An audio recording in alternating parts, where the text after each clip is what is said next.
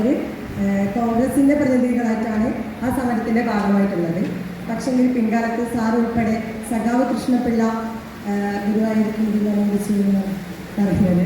അപ്പോൾ സാറിന് സഖാവ് എന്നുള്ളൊരു വ്യാഖ്യാനം അതും ഒരു തരത്തിലുള്ള വളച്ചൊടുക്കലല്ലേ ഞാൻ ചോദിച്ചത്. Thank you.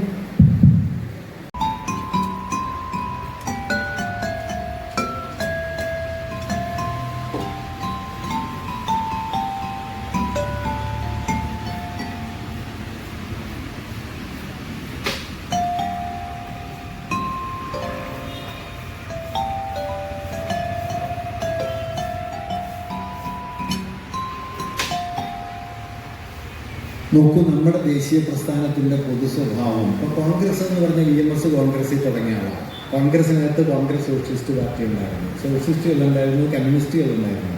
1937 കേരളത്തിലെ കമ്മ്യൂണിസ്റ്റ് പാർട്ടി ഉണ്ടാകുന്ന സമയത്തും കേരളത്തിലെ കമ്മ്യൂണിസ്റ്റുകാർ പൊതുപ്രവർത്തനത്തിൽ പൊതുരംഗത്ത് ഇല്ല, കോൺഗ്രസിൽ തന്നെയാണ്. കോൺഗ്രസ് പാർട്ടിയുണ്ട്, അല്ല കമ്മ്യൂണിസ്റ്റ് പാർട്ടിയുണ്ട്. 37 കമ്മ്യൂണിസ്റ്റ് സെനറ്റ് കമ്മ്യൂണിസ്റ്റുകാർ സ്വതന്ത്രമായി പ്രവർത്തിക്കാൻ തുടങ്ങുന്നു. അതൊക്കെ കഴിഞ്ഞ എത്രയോ കാലത്തിനുള്ളിലാണ്.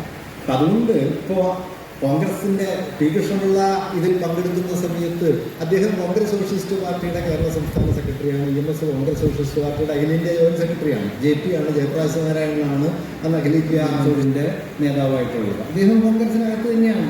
ഇപ്പൊ കോൺഗ്രസ് എന്ന് പറയുന്നത് നോക്കി, നമ്മൾ ഇന്ന് കോൺഗ്രസ് എന്ന് കരുതുന്നത് പോലെ ഒരു കേവല രാഷ്ട്രീയ പ്രസ്ഥാനമായിട്ടല്ല ഈ ദേശീയ പ്രസ്ഥാന കാലത്ത് കോൺഗ്രസ് നിൽക്കുന്നത്. അതിൽ കോൺഗ്രസിന്റെ ഞാൻ ഈ നേരത്തെ പറഞ്ഞ ലാലാ ലജ്പത് റായും മദൻ മോഹൻ മാളവ്യയും പോലെയുള്ള ഹിന്ദുത്വത്തിന്റെ യുക്തികളെ ഏതാണ്ട് പൂർണ്ണമായി ഏറ്റെടുത്ത ആളുകളുണ്ട്.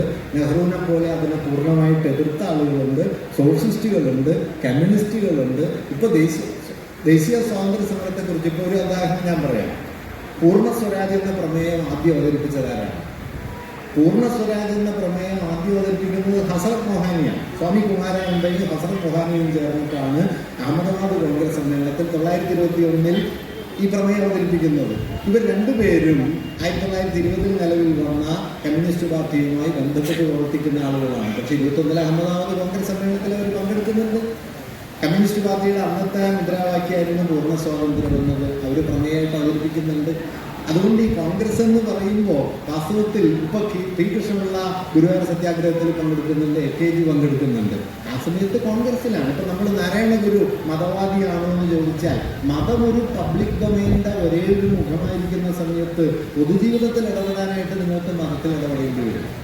അല്ലാതെ ഇന്നത്തെ സെക്യുലർ പൊളിറ്റിക്സ് അതേപടി മതം മാത്രം പബ്ലിക് പൊതുജീവിതത്തിന്റെ ആവിഷ്കാരമായിരിക്കുന്ന ഒരു ഘട്ടത്തിൽ പറ്റില്ല. അപ്പൊ അതുകൊണ്ട് കോൺഗ്രസ് എന്ന് പറയുന്ന, അതുകൊണ്ടാണല്ലോ അവസാന ദിവസം നിങ്ങൾ ശ്രദ്ധിച്ചെന്ന് പറഞ്ഞൂടാ, 48 ജനുവരി 30 രാവിലെ എഴുതി പൂർത്തിയാക്കി പാരലാലിന് തിരുത്താൻ കൊടുക്കുന്നത്, ഗാന്ധി കൊടുക്കുന്നത് ലോകസേവാ സംഘം എന്ന പുതിയൊരു സംഘടനയുടെ ഭരണഘടനയാണ്. ലോകസേവാ സംഘത്തിന്റെ മാഷ്കാർക്ക് നന്നായിട്ട് അറിയാം. ലോകസേവാ സംഘത്തിന്റെ ഭരണഘടനയാണ് ഗാന്ധി പാരലാലിനെ ഏൽപ്പിച്ച് വേണ്ട തിരുത്തൽ വരുത്തു എന്ന് പറയുന്നത്. അതായത് സ്വാതന്ത്ര്യം വന്നതോടെ കോൺഗ്രസിന്റെ പഴയ ഫ്രെയിം അവസാനിക്കുന്നുവെന്നും പുതിയത് ആരംഭിക്കുന്നുവെന്നും ഗാന്ധി തന്നെ കരുതുന്നുണ്ട്. അതുകൊണ്ട് നിങ്ങൾ ചോദിച്ചാൽ ഒരു കാര്യം ശരിയാണ്, അവരെല്ലാം ഒന്ന് കോൺഗ്രസിന്റെ ഭാഗമായിട്ടാണ് നിലനിന്നത്. പക്ഷെ കോൺഗ്രസ് നാം ഇന്ന് കാണുന്ന ഒരു രാഷ്ട്രീയ കക്ഷിയായിട്ടല്ല, ദേശീയ സ്വാതന്ത്ര്യത്തിന് വേണ്ടിയുള്ള സമരങ്ങളുടെ വിവിധ ധാരകൾ അവ തമ്മിൽ അകത്ത് വലിയ വൈരുദ്ധ്യമുണ്ട്. ഒരു ഭാഗത്ത് വലതുപക്ഷപരമായ ഹിന്ദുത്വ യുക്തിയുണ്ട്, മറുഭാഗത്ത് അതിന് നേരെ വിപരീതമായ നെഹ്റുവിയൻ സോഷ്യലിസം ഉണ്ട്, കമ്മ്യൂണിസ്റ്റുകളടക്കം അതിൽ ഉണ്ട് എന്നതാണ്. അത് വലിയ പ്ലാറ്റ്ഫോമായിരുന്നു. അതിന് നമ്മൾ ഇന്നത്തെ ഒരു സാങ്കേതിക അർത്ഥത്തിലേക്ക് ചുരുക്കേണ്ടെന്നാണ് എൻ്റെ ഒരു അഭിപ്രായം.